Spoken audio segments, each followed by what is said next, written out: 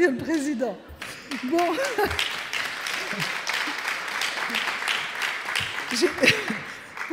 J'étais là il y a quelques jours, la semaine dernière je crois, et j'étais là avec le Sinorca, le Sinorca étant le représentant du tourisme.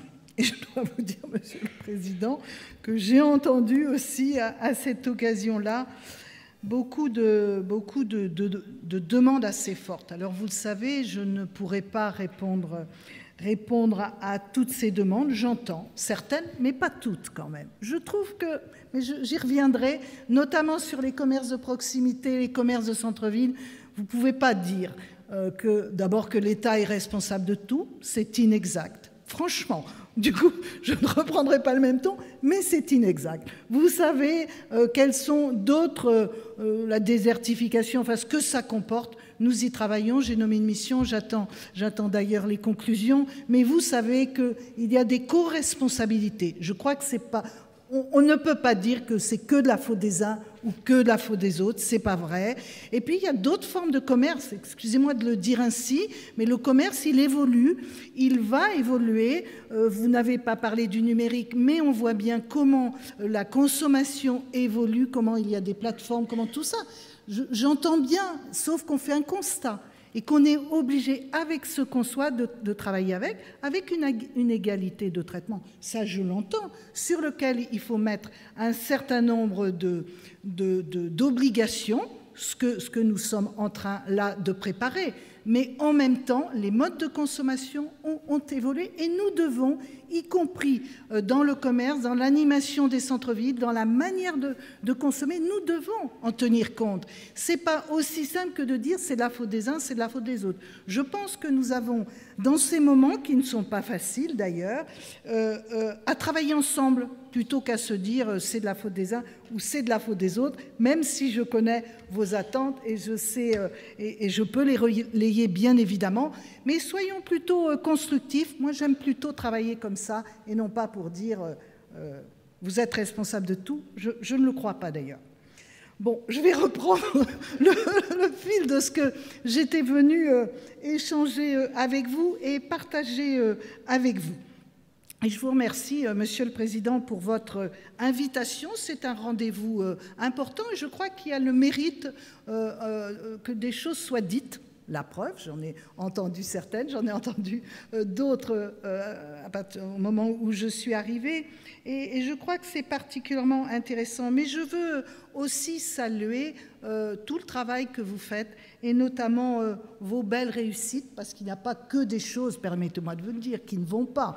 Il y a aussi des choses qui ne vont bien, même si on aime toujours souligner juste ce qui ne va pas. C'est un peu un tempérament, si vous me permettez, français. On vient toujours appuyer, mais il y a aussi des choses qui fonctionnent.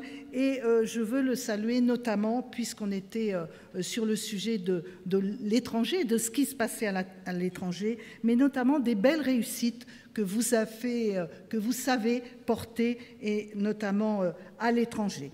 Et je voudrais aussi peut-être dire que la croissance française, elle est repartie à la hausse, même si elle n'est pas suffisante, on peut aussi l'entendre. Elle est d'abord repartie à la hausse en 2015, compte tenu d'un contexte plutôt difficile, et puis également au premier trimestre 2016. Et vous n'êtes pas sans savoir que cette reprise a d'abord été portée par l'augmentation, certes faible et insuffisante, du pouvoir d'achat et de la consommation des ménages, pour lequel le président de la République s'est fortement engagé depuis le début du quinquennat. L'année dernière, dans le secteur du commerce de détail, les ventes en volume ont augmenté à un rythme plus marqué que les années précédentes, et j'espère que nous poursuivrons sur cette lancée. En cette veille de deuxième quinzaine des soldes d'été, je souhaiterais vous faire part de mon optimisme pour votre secteur et de notre engagement avec le ministre de l'Économie, Emmanuel Macron, d'être à vos côtés, notamment pour les stratégies de développement les plus ambitieuses que vous portez. Et avant peut-être de poursuivre, je souhaiterais vous faire partager une information, notamment à propos du Brexit. Il est bien sûr impossible à ce jour de dire précisément quel sera son impact sur la venue des Britanniques en France, mais je peux là vous dire qu'Atout France s'emploie déjà à mesurer cet impact et que cette institution continuera son travail de veille et d'information concernant notamment l'évolution du comportement de la clientèle britannique qui représente la seconde clientèle internationale en France. La France est la première destination touristique dans le monde et le gouvernement, nous menons une politique ambitieuse pour consolider ce rang et anticiper les évolutions du tourisme en termes de classe d'âge, d'origine géographique et d'exigences en matière de qualité. Mais il faut le dire, nous restons peu réputés pour la qualité de notre accueil, même si nos produits et tout ce que nous proposons et nos enseignes bénéficient d'une forte popularité. Si je vous parle de tourisme, c'est parce que la conquête de nouveaux marchés passe d'abord par la séduction de la clientèle étrangère en France, et vous le disiez tout à l'heure. C'est pourquoi nous menons une vaste campagne de promotion de la destination France. Elle doit nous permettre de stabiliser le volume de touristes étrangers et de leur donner des garanties en termes de qualité de l'offre et de services, en termes de sécurité de nos lieux publics et de bien vivre à la française. C'est une responsabilité partagée et je sais que vous avez su prendre les mesures nécessaires face aux récents événements qui ont touché notre pays. Les commerces implantés à Paris, mais aussi ailleurs en France, contribuent sans aucun doute à l'attractivité de la France auprès de la clientèle étrangère. C'est le sens des ZTI, des zones touristiques internationales que nous avons développées et qui reçoivent une affluence forte de touristes internationaux pour lesquels l'ouverture en soirée ou le dimanche est un des attraits dans leur choix de destination et qui peut contribuer à allonger leur séjour. C'est pourquoi nous avons souhaité faciliter l'ouverture des commerces le dimanche dans ces zones, tout en respectant les spécificités des petits commerces de proximité, c'est aussi un sujet, et en trouvant un accord avec les organisations syndicales afin de nous assurer que les salariés volontaires bénéficieraient et de conditions de travail et de rémunération acceptables. Le BHV Marais, je crois qu'il est un de vos adhérents, est d'ailleurs le premier grand magasin parisien à pouvoir ouvrir tous les dimanches, et ce depuis le 3 juillet, sous ce nouveau régime. La dynamique est aussi engagée depuis le début de l'année avec de grandes enseignes qui sont parvenues à des accords, et je crois que plusieurs sont là aujourd'hui. D'autres facteurs favorisent l'attractivité de nos commerces dans nos territoires. Je pense au Made in France, mais aussi aux grands événements sportifs comme l'Euro de football qui, même s'il y a eu quelques débuts un petit peu difficiles, se passe plutôt bien, à l'occasion duquel vous êtes nombreux à avoir monté des opérations marketing de grande ampleur dans vos magasins et sur Internet. Nous avons mis en place d'autres mesures destinées à accroître le montant du panier moyen des touristes en France, car nous savons que leur expérience d'achat en France participe de la réputation de vos entreprises en France, mais c'est aussi indispensable au bon développement à l'international. Je voudrais aussi dire que les acteurs que vous êtes dans l'aménagement du territoire et des locomotives économiques pour les villes françaises où nos touristes sont nombreux à se rendre. C'est pour cette raison que nous accordons une attention particulière à vous associer à d'autres chantiers comme la création de nouveaux espaces commerciaux ou encore la revitalisation du commerce de proximité en centre-ville. Au sein de l'Alliance du commerce et de la Fédération Procause, vous bénéficiez d'entreprises emblématiques du commerce français à l'international.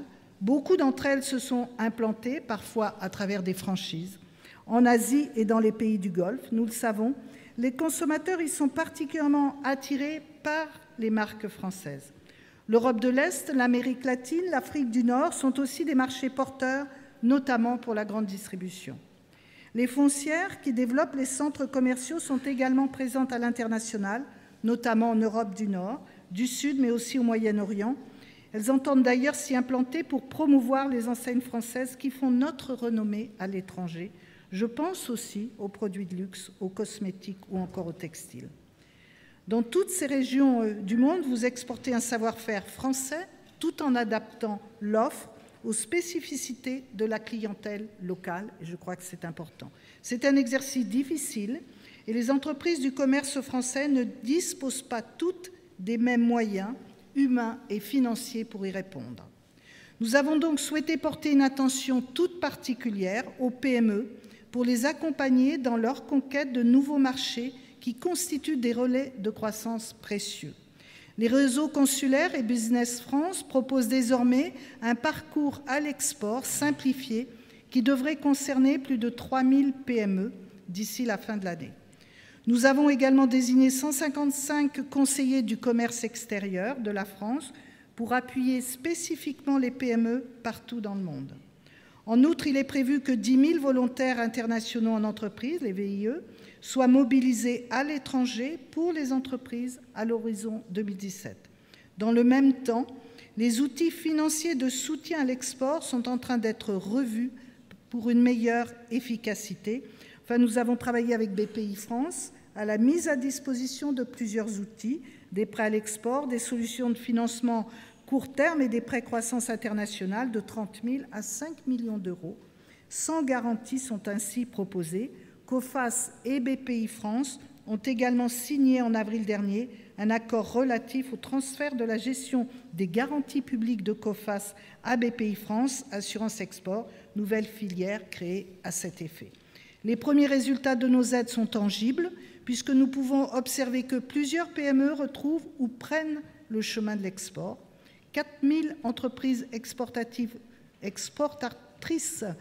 françaises supplémentaires ont tenté l'aventure du développement à l'international depuis 2014, soit un total de 125 000 entreprises exportatrices fin 2015. Beaucoup des PME que nous accompagnons sont présentes sur des plateformes de commerce en ligne qui leur offrent une visibilité internationale. Le numérique s'est imposé à nos modèles économiques, mais il constitue aussi une formidable opportunité pour développer de nouvelles relations clients et séduire la clientèle étrangère sur les sites marchands, sur les applications mobiles ou bien sur les réseaux sociaux. Je sais l'engagement d'Emmanuel Macron, d'Axel Lemaire et de Matthias Fekl sur ce sujet, mais aussi l'engagement de certaines villes, notamment comme la mairie de Paris, pour vous accompagner dans la mutation des modèles économiques engendrés par la numérisation de l'économie et pour maintenir les conditions d'une concurrence loyale avec les gérants du web. Le commerce français à l'assaut du monde, cela démarre donc dans vos entreprises, sur vos plateformes numériques pour se concrétiser avec l'aide de l'État dans des points de vente physiques situés dans les marchés extérieurs en croissance. Je sais aussi votre capacité à vous réinventer et vous pouvez compter sur moi pour vous accompagner dans cette voie. Merci.